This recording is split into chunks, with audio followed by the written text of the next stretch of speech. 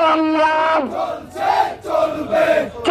শরীয়তপুর জেলা ছাত্র দলের যারা দীর্ঘদিন প্রার্থী হিসেবে মাঠে ছিল, রাজপথে সংগ্রাম করেছে, আন্দোলন সংগ্রাম বাস্তবায়ন করেছে, তাদেরকে বাদ দিয়ে জেলা ছাত্র দলের একটি কমিটি হয়েছে। শ্রমিক দিয়ে, ইলেকট্রিক মিস্ত্রি দিয়ে, অযোগ্য লোক দিয়ে ইউনিয়ন সভাপতি হওয়ার যে যোগ্য না, তাকে জেলা ছাত্র দলের যুগ্ম আহ্বায়ক করা হয়েছে। যেই লোক উপজেলা পদ চাইতে ভয় পায় সেই লোককে এনে জেলার যুগ্ম আহ্বায়ক করা হয়েছে।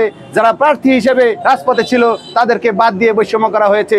যারা সিনিয়র নেতৃবৃন্দ এতদিন মাঠে ছিল তাদেরকে জুনিয়রের নিচে কোনো রকম নাম রেখে অপমান করা হয়েছে।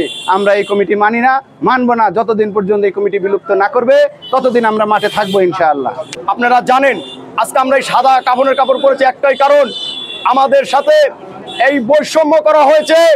যা ইতিপূর্বে এই জুনে একটা কমিটি দেওয়া হয়েছে, যে কমিটি রাতের আধারে টাকার বিনিময় হয়েছে। ইলেকট্রা রেফ্রিজারেটর, খাবার তাজা তো জীবন তাজা। ইলেকট্রা, ফ্রিজের রাজা। এবং এই কমিটিতে ছাত্রলীগ এবং বিদ্যুৎ মিস্ত্রিকে আনা হয়েছে। তাই আমরা এর প্রতিবাদে তৃণমূল ছাত্র দল রাজপথে আছি যতক্ষণ পর্যন্ত এইরকম একটা কমিটিকে বিলুপ্ত না করা হবে।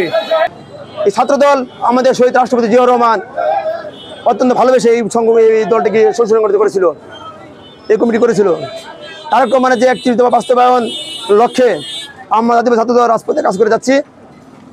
এমন সময় একটা কমিটি আমাদের তৃণমূল ছাত্রদলকে মর্মিত করেছে।